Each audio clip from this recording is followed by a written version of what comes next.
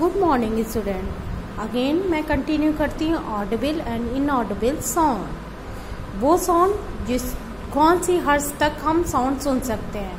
Hertz में जानते हो, आपको हमने बताया था जो वेव्स बनती हैं, आपने देखा होगा इस तरीके से।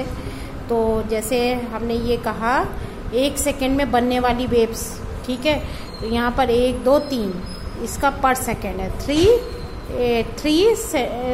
3 हर्ट्ज पर सेकेंड है, ठीक है। तो क्या होता है कि कौन सी ऑडिबल फ्रीक्वेंसी है, तो जो frequency less than about 20 vibration per second can not be detected by the human ear, such sounds are called inaudible, ठीक है। जो 20 वाइब्रेशन, ये वाइब्रेशन है पर सेकेंड से कम है, ठीक है।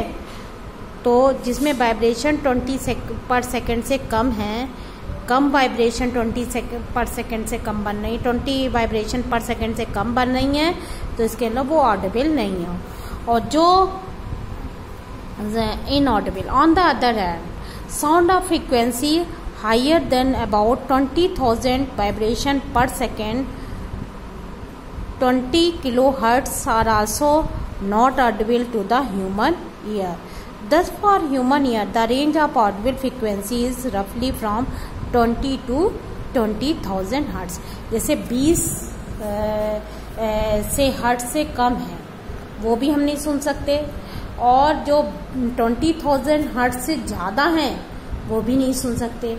तो उसको जैसे डॉग की बहुत अच्छी जो होती है वो अल्ट्रासोनिक रेंज होती है, मतलब वो 20,000 हर्ट्ज से ज़्यादा की फ्रीक्वेंसी को सुन सकता है, लेकिन हम लोग नहीं सुन सकते। तो नॉर्मल फ्रीक्वेंसी क्या है, 20 to 20,000 hertz. Some animals can hear sounds of frequency higher than 20,000 hertz. Dogs have this ability. The police use high frequency which dog can hear but humans cannot. The ultrasound equipment familiar to us for investigation and tracking many medical problems work at frequency higher than 20,000 hertz. Ultrasound होती है तो वो किस frequency को सुन सकता है, 20,000 hertz से ज्यादा की फ्रीक्वेंसी को सुन सकता है। What is the difference between noise and music? तो जो आपकी कानों को अच्छी लगती है प्लीजेंट वॉइस, उसे कहते हैं नॉइज, और जब वो लाउडर हो जाती है तो वो क्या बन जाती है, नॉइज। क्लियर हो गई मेरी बात? तो ये देखिए आपका है unpleasant sound are called noise, ठीक है। तो musical sound is one which is pleasing to the ear, जो हमें अच्छी लगती है। जैसे आप गाने सुनते हो, जैसे आजकल कौन सा पंजाबी हीरो है जो गाना अच्छा गाता है, ऐसे नेहा कक्कड़ के गाने आपको अच्छे लगते हैं ना, तो उसे क्या कहेंगे, सॉन्ग। और जब आपको कोई जैसे ट्रक की आवाज़ है वो क्या हो गई, नॉइज हो गई, जो आपकी कानों को अच्छी नहीं लगती है। अब noise pollution, excessive presence of excessive unwanted sound in the environment is called noise pollution. Clear हो गई मेरी बात? Transistor, television, radio high volume पर होते हैं, तो ये हमें किचन अप्लायंसेस है, डेजर्ट कूलर है, एयर कंडीशन है, ये सब किस में आते हैं, नॉइज पोल्यूशन में आते हैं। क्लियर हो गई मेरी बात? अब आता है what are the harms of noise pollution, कैसे हार्म्स करता है, कैसे आपको नुकसान पहुंचाता है।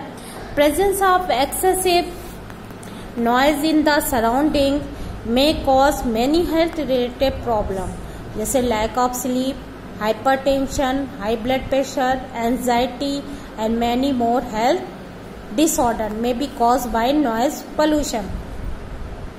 A person who is exposed to a sound continuously may get temporary or even permanent impairment of hearing. वो अपनी जो है वो कानों से सुनने की शक्ति को खो देता है, जब उसको बराबर कंटिन्यूएशन में ऐसी साउंड आ रही है जो बहुत ज़्यादा इरिटेटिंग हो। तो नॉइस पोल्यूशन को लिमिट में करने के लिए क्या सोर्सेज हैं, हमें साइलेंसर का यूज़ करना है, और किसमें, transport vehicles, industrial machine and home appliances में, ठीक है। और use of automobile horn should be minimize, TV and music system should be run at low volume, tree must be planted along the roads and around belongings to cut down on the sound reaching the residents, thus reducing the harmful effect of noise pollution। तो आपने इन सब चीज़ों को ध्यान में रखना है कि ऑडिबल फ्रिक्वेंसी क्या है, इनऑडिबल फ्रिक्वेंसी क्या है, नॉइज म्यूजिक क्या है, और कैसे हम इसके हार्मफुल इफेक्ट को ख़त्म कर सकते हैं। क्लियर हो गई मेरी बात? तो if you like my channel then subscribe it, don't forget to write your name.